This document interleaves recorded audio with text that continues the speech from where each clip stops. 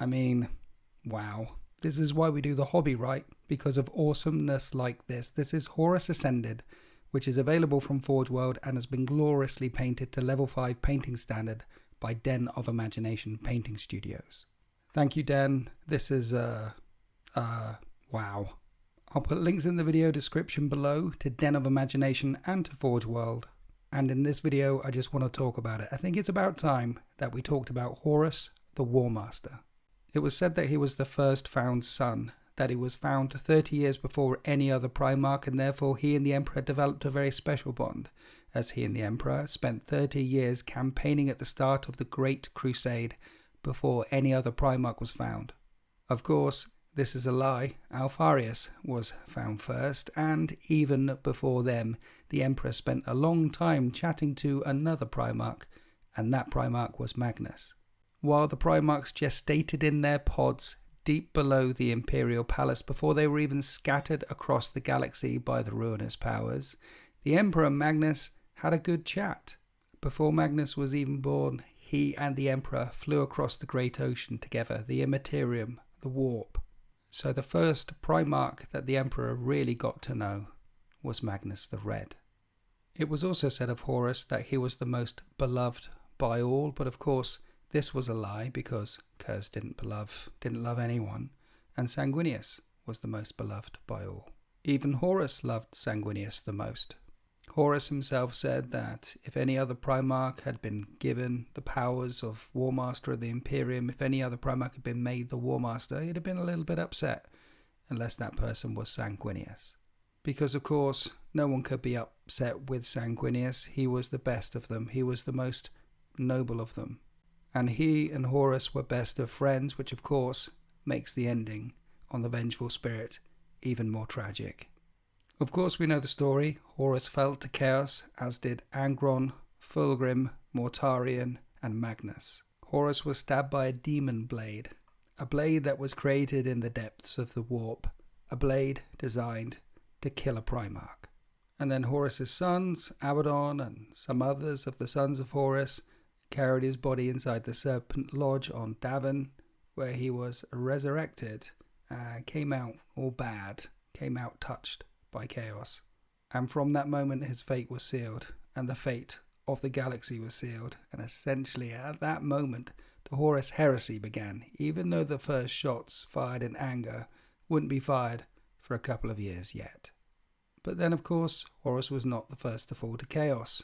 Lorgar fell to chaos many years before, and all of this chicanery with the demon blade, with the Davinite temple, with all of this came about because of Lorgar, and because Lorgar fell to chaos decades before.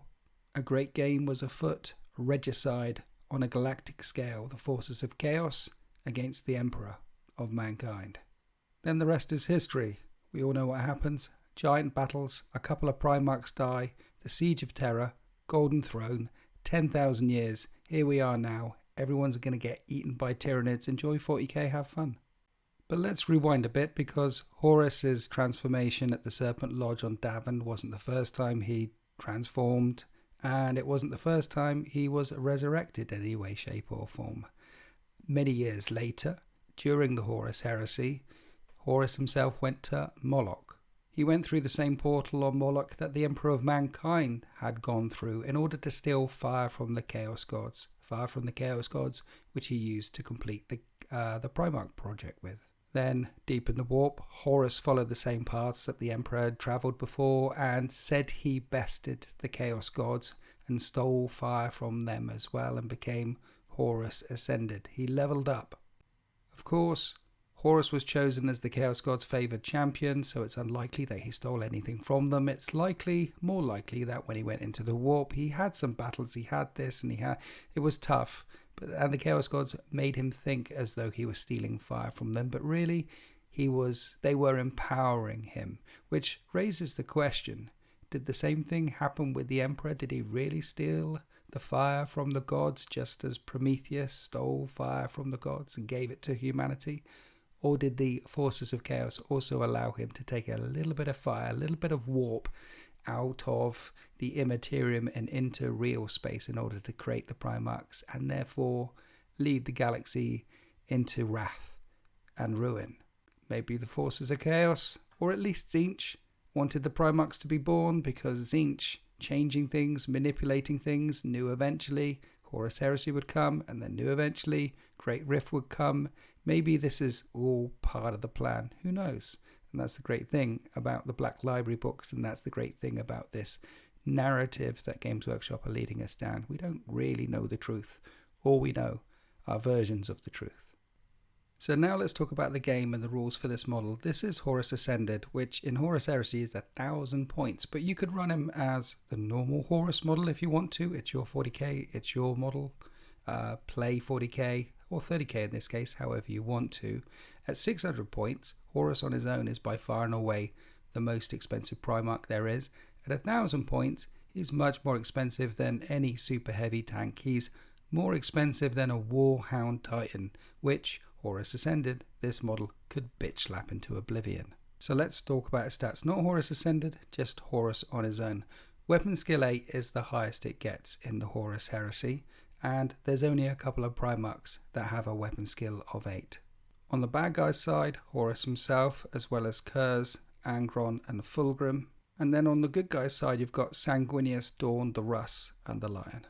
What do you think of those stats? Do you think anyone should be higher? Do you think one of them shouldn't be weapon skill 8? Personally for me, Dawn with a weapon skill of 8, I have a question mark around that. I'm happy with Kurz being weapon skill 8 because he could see the future. He was faster than anyone. Well, he wasn't faster than anyone. Khan was faster than anyone. But, Kurz, all preternatural and stuff. The obvious ones, Russ, the Lion, Angron, definitely should be weapon skill 8. You wouldn't want to meet them down a dark alley. But the fact that the War Master himself also has a weapon skill 8, the fact that there is no one who is a better fighter than him, tells you just how good Horus was in close combat. Now, as for toughness and wounds, most Primarchs don't get above toughness 6 and 6 wounds, except for the obvious ones. Mortarion, Vulcan, Ferrus and Perturabo are all toughness 7. Mortarion, toughness 7, obviously. Vulcan, toughness 7. Obviously, Vulcan lives. Ferrus, Manus, Iron endures, the Iron 10th, toughness 7, and Perturabo, toughness 7. Maybe he should be toughness 6, but he does make beautiful toys. He does make beautiful bits of war gear, and toughness 7 because of the stuff that he wears. And Horus is also toughness 7 because he wears the Serpent Scales. And the Serpent Scales were a suit of Artificer Terminator armor made by Calbor Hal himself. And Calbor Hal was the Fabricator General of Mars. He's basically the Emperor of the Mechanicum. So because Horus is wearing that armor, he's as tough as some of the toughest Primarchs. As for 7 wounds, well, there's only 3 Primarchs with 7 wounds. One being Dawn. I'm down with that. Dawn is the foundation, the Imperial Fists are the foundation, the rock upon which the Imperium stands. And Mortarion, obviously, toughness 7 with 7 wounds. But Horus himself, he's toughness 7 with 7 wounds. And that's because of the Serpent Scales that he wears, made by Calbor Hal. And there's only a couple of Primarchs that also have just a flat 3-up invulnerable save. Vulcan lives. Ferrus, Manus and Perturabo, obviously, because of the stuff they make, the armor that they make, and Horus. Horus has got a flat 3-up invulnerable save. So Horus was as tough as the toughest Primarchs, be that because they were built that way or because of the things that they built, and he could fight with the best of them. You could argue there are better saves out there. So most Primarchs, 4-up invulnerable save. Only 4 of the Primarchs, 3+ invulnerable save, including Horus. You could argue that there's some with a better save. So Kurz, if he gets off his psychic power, as well as his 4-up invulnerable save, he gets a 4-up feel no pain. And Korax, he's got a 4-up invulnerable save and a 4-up save to shrouding. But there are ways around feel no pain, called instant death. And there are ways around shrouding, called night fighting, improvisers, things like that. So whereas Kurz and Korax have rerollable 4-up saves, you can negate some of those 4-up saves if you shoot at them with the right weapons or punch them with the right weapons. So flat out 3-up invulnerable save is better. But then we get to Horus's Warlord trait, which is one of the strongest Warlord traits that any of the Primarchs have. Basically, if you take Horus in your army, your whole army gets +1 leadership and stubborn, which is huge. Stubborn means that you don't suffer any leadership modifiers, and +1 leadership means tactical marines are running around at leadership 9. Some elites are running around at leadership 10. Praetors would be running around at a leadership 11. Leadership in Horus Heresy is a key component to part of the game. So Horus in an army means that that army is much less likely to fall back, fail morale, get pinned, suffer the effects of fear. And unlike the other Primarchs, it just doesn't affect Horus's legion, it affects the army. So if Horus is allied with any other factions, those factions also benefit from stubborn across the entire army and +1 leadership across the entire army. It's beef. So at 600 points, he buffs your whole army, he can fight with the best with them, he's tough as all hell, and then you can pay for 400 more points and bring along Horus the Ascended, and then it just gets crazy. I think Horus on his own is enough of a threat, but Horus Ascended, well, suddenly gets to toughness 8 with 8 wounds and a 4-up, feel no pain, which means he isn't going anywhere. But if you do manage to remove him at some point and get him all the way down to 0 wounds, well, you can put him in reserve and he can come back on the battlefield with 1 wound remaining. You just can't kill him. I don't think it would be possible to get through all of his wounds in the space of a single battle, but in case you do, Horus Ascended, he can come back again. That rule is called a Dark Fate. The next rule that Horus Ascended gets is the Power of Chaos Eternal, which means once per battle in the assault phase he can get up to a strength and toughness of 10, which is crazy. It goes without saying, that means he's killing anything and nothing is killing him. In close combat he's got 2 forms of attacks. He's got the Talon of Horus, and in his loadout gives him 7 attacks with Deflagrate, which means he can be killing up to 14 infantry, for example, or he can swing at initiative step 1 after everyone else has swung, and he can swing World Breaker at strength 10, AP 2, Sunder, Brutal 2, and when he does the Power of Chaos Ascended, he's that's no longer unwieldy.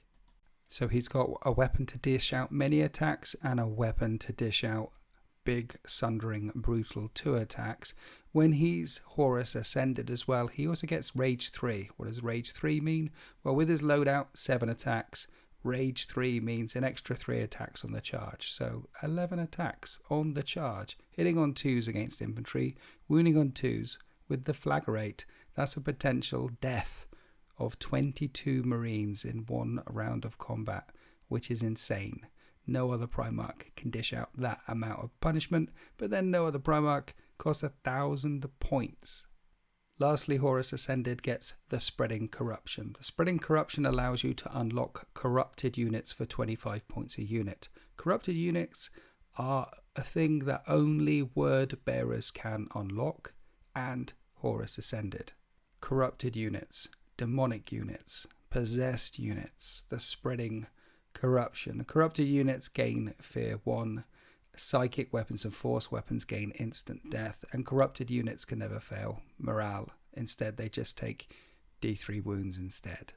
Personally, even though this is the Horus Ascended model, I don't think it's likely that you'll ever see me running it as Horus Ascended, because the stats, well, one, the expense is just expensive and the stats are just statty. It's mental. I'll feel like a bully like the T800. He absolutely cannot be stopped. And even at 600 points, Horus is just, at least it gives your opponent the chance. I've played Horus Heresy games where I've gone up against a Primarch and I haven't brought a Primarch, and I've talked about it before with my opponent, the Primarch tax. If someone brings along a Primarch and you haven't got one, you just pay the tax. He's almost impossible to kill. So you just got to feed them something. Try and put empty rhinos in the way. Try and put a tactical squad of 10 Marines or 20 Marines in the way. Try and roadblock them, because you don't want them down in your deployment zone wrecking face in turns 3 and 4. You want to try and hold them up in the middle for as many turns as you can. And I'm not sure you'd be able to do that with Horus Ascended, but you could certainly try. Anyway, to bring Horus Ascended, because he is 1,000 points, you need to play games of Horus Heresy at least 4,000 points, because games of Horus Heresy have a rule where Lords of War Primarchs can only take up 25% of the points cost for your army.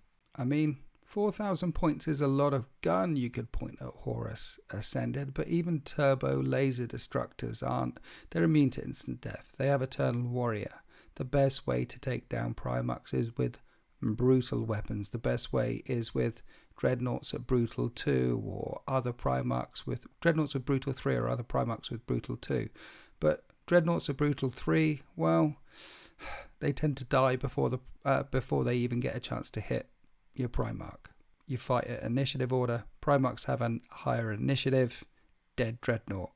I guess another way you could do it is send in 3 Dreadnoughts at the same time against a Primarch. To be fair, 3 Contemptor Dreadnoughts is the same points cost as 1 standard Horus model, even before he is ascended. Primarchs. Do you run them? Have you played against them? Who's your favourite Primarch? How do you deal with Primarchs? What are your thoughts on Primarchs in Horus Heresy? I'd love to hear your feedback and thoughts and things. Anyway, this is a stunning model with stunning rules and stunningly painted to level 5 painting standard by Den of Imagination Painting Studios. I really hope you enjoyed this video. Thanks for listening to the end. Like, comment, share, subscribe, all that sort of shenanigans. Become a tier 3 channel member and unlock an extra battle report every Winter's Wednesday. Anyway, happy wargaming.